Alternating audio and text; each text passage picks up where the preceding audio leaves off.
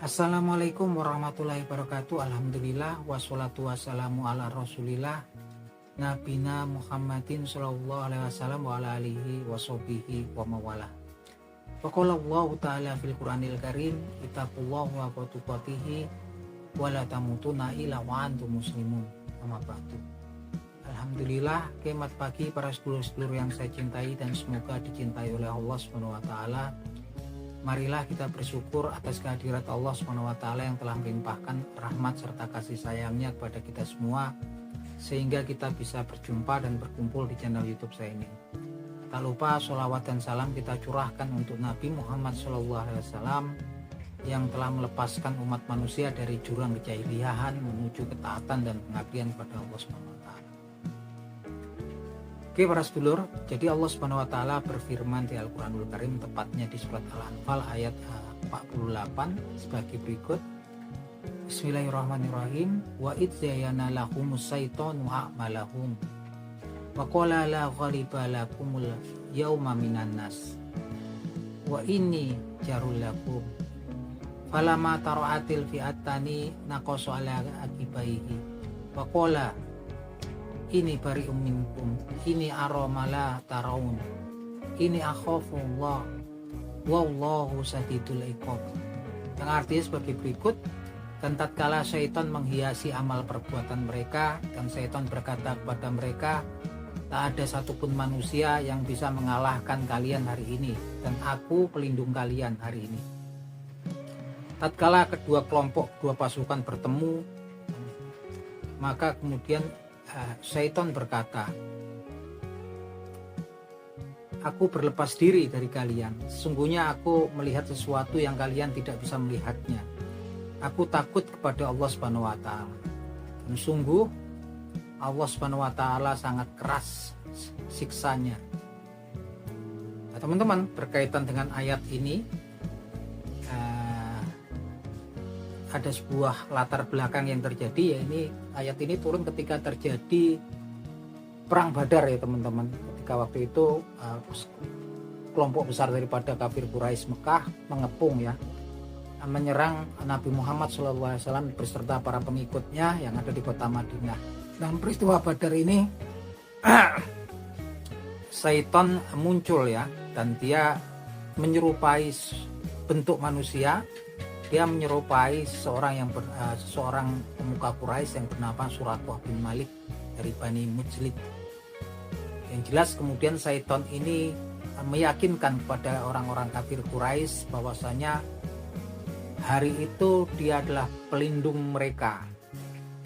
Dan kemudian dia berkata tidak ada satupun manusia yang bisa mengalahkan mereka pada hari itu. Dan dialah pelindung daripada orang-orang kafir Quraisy pada hari itu. Maka tatkala kemudian kedua pasukan bertemu, syaitan malah berlepas diri, teman-teman. Syaitan malah berlepas diri dan dia berkata dia melihat sesuatu yang orang-orang Quraisy tidak melihatnya. Dan dia berkata bahwasanya dia takut pada Allah Subhanahu wa taala, dan dia berkata sungguh Allah Subhanahu wa taala sangat keras pembalasannya. Teman-teman, berkaitan dengan hal ini peristiwa yang sangat besar dalam sejarah Islam, dalam sejarah Nabi Muhammad SAW, yaitu perang Badar, yang mana kaum muslimin pada waktu itu bisa menang, memperoleh kemenangan yang gilang gemilang. Nah, di dalam perang Badar ini ternyata syaitan ini ternyata bisa mewujudkan diri ya, kita bisa ambil benang merahnya. Dalam kondisi-kondisi tertentu, iblis ataupun syaitan ini bisa mewujudkan diri dalam bentuk manusia. Waktu itu dia mewujudkan dirinya dalam bentuk seorang pemuka Quraisy ya, yaitu Suraqah bin Malik yang kemudian memberikan semangat, meyakinkan pada orang kafir Quraisy bahwasanya dialah pelindung mereka dan mereka nggak ada yang bisa mengalahkannya saat itu. Tapi ketika dua pasukan ini bertemu, waktu itu Nabi Muhammad SAW dalam peristiwa ini memohon bantuan kepada Allah Subhanahu wa taala. Dan Allah Subhanahu wa taala menurunkan para malaikat yang dipimpin oleh malaikat Jibril untuk membantu kaum muslimin pada waktu itu. Nah, inilah sesuatu ketika syaitan kemudian melihat rombongan malaikat Jibril beserta malaikat-malaikat lain yang dipimpinnya, dia melihat mereka dan kemudian syaitan mundur ke belakang ya, berbalik mundur ke belakang dan dia ketakutan gitu kan, dan dia melarikan diri dan berlepas diri dari orang-orang Quraisy. Dia meyakinkan, dia takut pada Allah Subhanahu wa taala. Dia tahu Allah Subhanahu wa taala sangat keras pembalasannya. Teman-teman, kita bisa ngambil benang merahnya, ternyata bangsa syaitan di sini ternyata bisa mewujudkan dirinya dalam kondisi-kondisi tertentu dan kemudian bisa nampak sebagai penampakannya sebagai manusia gitu kan. Bahkan diberitakan juga pada waktu itu syaitan ini dengan bala tentaranya juga dari yang menyerupai orang-orang dari Bani Mujlid, orang suku Quraisy yang memang pembesarnya adalah si Surakoh bin Malik ini. Dan ini kita patut waspada ya, ternyata syaitan ini bisa mewujudkan dirinya dengan dalam kondisi-kondisi tertentu dalam bentuk manusia dan bisa menghasut manusia di sini ya. Yang terhasut nih orang-orang Quraisy, dan ternyata syaitan nggak bertanggung jawab ternyata ketika mereka melihat pasukan malaikat yang dipimpin oleh malaikat Jibril, dia melarikan diri nih teman-teman. Nah ini sangat konyol sekali nih orang-orang Quraisynya ditipu oleh syaitan. Itu pun manusia saat ini ya. Jadi jangan heran kalau kemudian kita orang-orang saat ini memohon bantuan di tempat-tempat yang angker, ketemu dengan dukun-dukun yang sakti, kemudian di tempat-tempat tersebut bisa kemudian muncul sesosok orang yang bisa disebut kadang-kadang menyerupai seorang yang dikatakan dewa atau dewi gitu kan. Ini syaitan memiliki kemampuan ya untuk menampakkan dirinya dalam bentuk sesuai yang apa yang dia inginkan. Tapi lagi-lagi kalau kita lihat dari kisah ini, dia nggak tanggung jawab teman-teman. Dia nggak tanggung jawab. Dia takut kepada Allah Subhanahu wa taala. Dia ini penakut sebetulnya gitu kan. Kenapa saya bilang penakut ya, ketika melihat bala tentara malaikat, mereka kabur tanpa kemudian bertempur terlebih dahulu. Teman-teman, kita wajib kemudian berhati-hati, jangan sampai kita terperosok ya dalam tipu daya syaitan.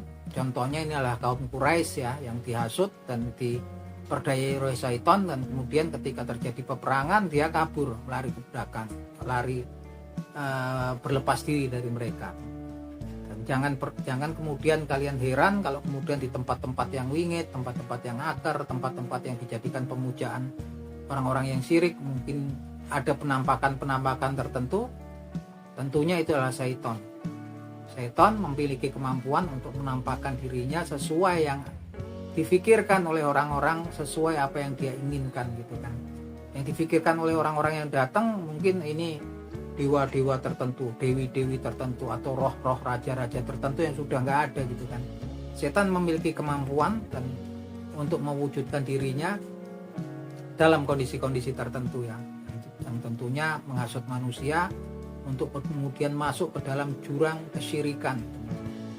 Kita semua tahu bahwasanya Allah Subhanahu wa taala tidak mengampuni dosa orang hamba-hambanya yang syirik. Dia mengampuni dosa-dosa yang selain itu. Artinya di sini tidak mengampuni adalah tidak diampuni ketika pelaku syirik tersebut meninggal dunia kemudian dia belum bertaubat atas kesyirikannya. Nah itu teman-teman, semoga cerita ini bermanfaat. Ini sekedar obrolan kita membahas tentang ayat-ayat suci Al-Quran dan latar belakang di mana ayat itu turun. Jadi setiap ayat itu turun biasanya ada beberapa yang memang ada latar belakang ataupun peristiwa yang melatar belakangi ayat tersebut itu turun. Dan ini salah satunya peristiwa yang melatar belakangi turunnya ayat ke-48 daripada surat Al-Anfal. Oke, gitu teman-teman. Akhir kata, semoga bermanfaat. Semoga para sedulur-sedulur yang nonton video ini, saya doakan mendapatkan pahala dari sisi Allah Subhanahu wa taala. Begitupun juga saya. Akhir kata, wabillahi taufik wal hidayah. Wassalamualaikum warahmatullahi wabarakatuh.